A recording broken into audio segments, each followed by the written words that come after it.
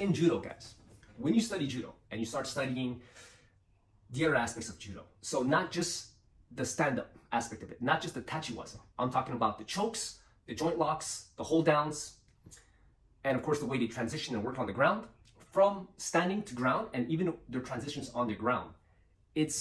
You'd be surprised at how many things you'll see that you've never seen in BJJ, actually.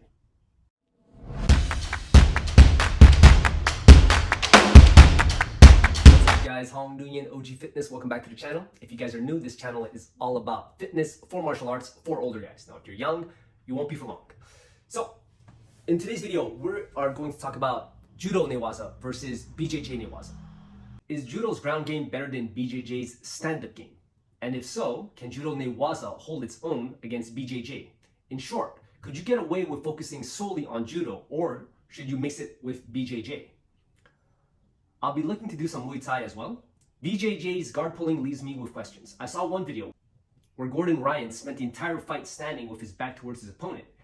If he'd done that in boxing, judo, or street fight, then he would have got knocked out, slammed into the ground, and choked out.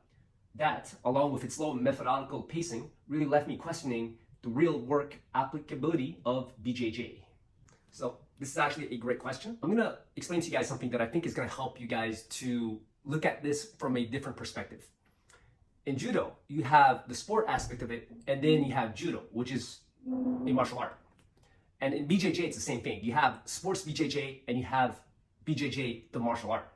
So if we take a look at judo, judo itself actually comes from Japanese jiu-jitsu.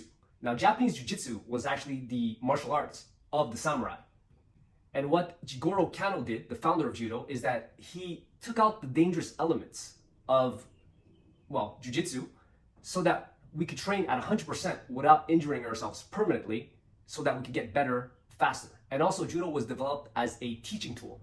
When the era of the samurai ended, people, I might be wrong on this, but people weren't allowed to practice jiu-jitsu anymore. So judo was actually formed out of that. So now it became a sport, it became a teaching tool, it became something that could be used to better the individual and society at the same time. Now, the martial art aspect of judo is actually still in judo, except you have to go into the katas to learn them. That's where it's all at. So me, I'm a black belt in judo, and it's only when I had to study for my black belt exam where I had to essentially study all the techniques that were required of me for the black belt. There's a lot more, because then you can go into second dan, third dan, and so on. But for shodan, so for the first dan, the black belt itself, you have to study all the techniques of the Gokyo. And then from there, that's when you realize, wow, okay, it goes pretty deep. There's a lot of techniques here that are essentially, you look at it and it's quite violent, actually.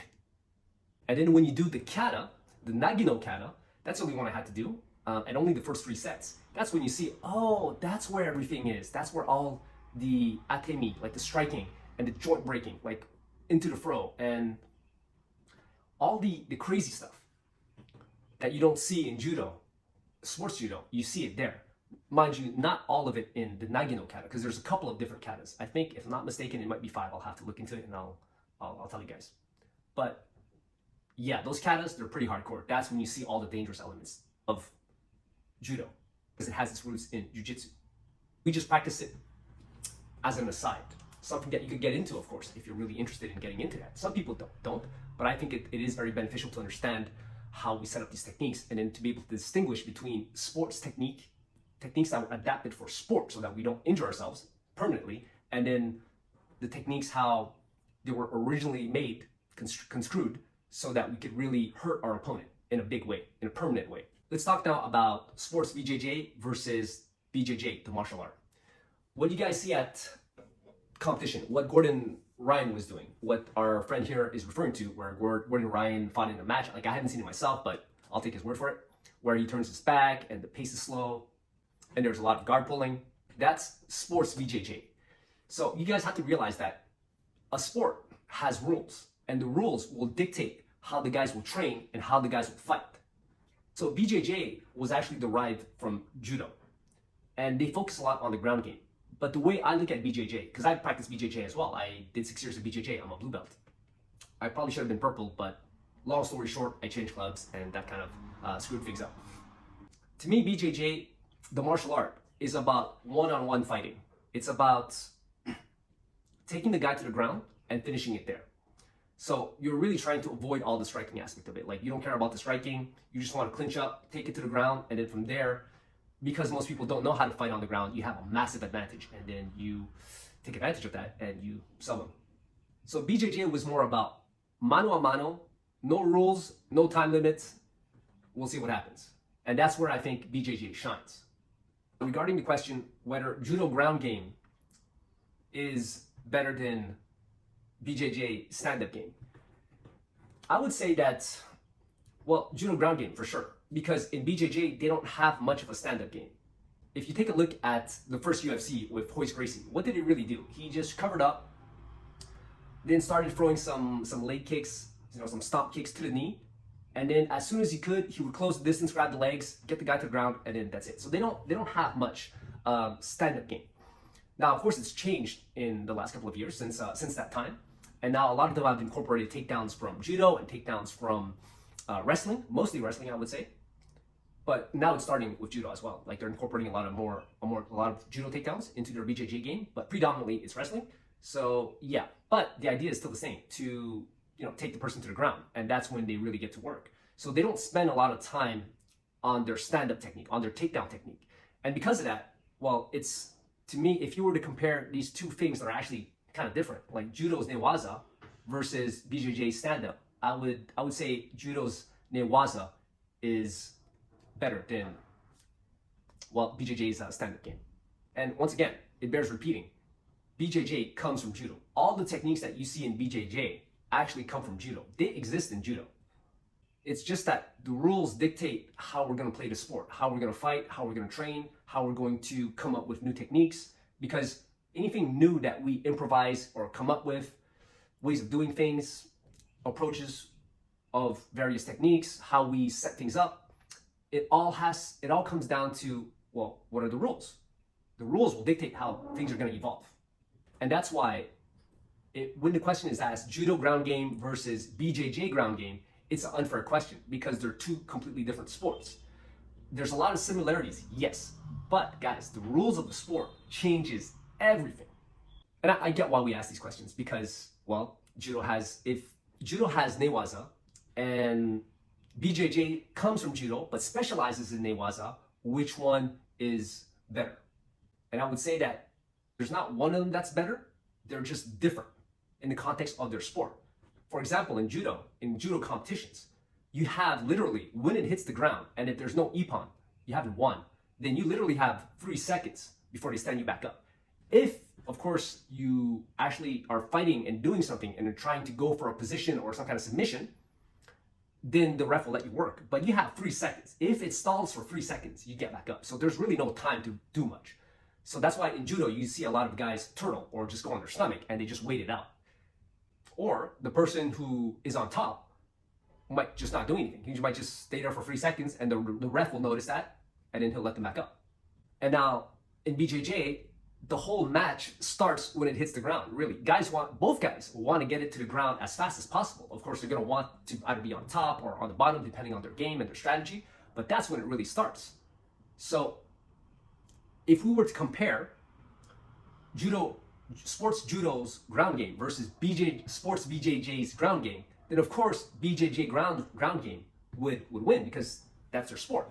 That's what they specialize in. Now, if you were to do the reverse, if you were to compare BJJ's stand-up versus judo stand-up in the context of a judo match, well, there you go. Then, of course, judo would win. Like, we would all agree, there would be no debate. And I understand why there's a debate here because, well, they both have ground game, so which one is better? But because of in the context of their sports and their rules, BJJ would definitely have an advantage there, in my opinion. With that said, though, in judo, guys, when you study judo and you start studying the other aspects of judo, so not just the stand-up aspect of it, not just the tachiwaza, I'm talking about the chokes, the joint locks, the hold downs, and of course the way they transition and work on the ground, from standing to ground, and even their transitions on the ground. You'd be surprised at how many things you'll see that you've never seen in BJJ, actually. So I think that a judo player who studies the ground deeply, the newaza aspect of judo, and who practices it as much as his stand-up, let's say it's 50-50, then I would say that that judo player is able to hold his own with most BJJ guys at the same progression level. So if he's been studying judo for, let's say, 5 years, and then there's a BJJ guy who's been doing it for 5 years, I think that he should be able to hold his own. But I think the opposite wouldn't be true. I don't think a guy who, well, it wouldn't really be an option, to be honest, because in BJJ, like, because they lack the tachiwaza component of it, of, you know, grappling, judo style, then they wouldn't even be able to study judo like that, like the stand-up aspect of judo, to be able to make this comparison. So they would not be able to hold their own standing up against a judo player.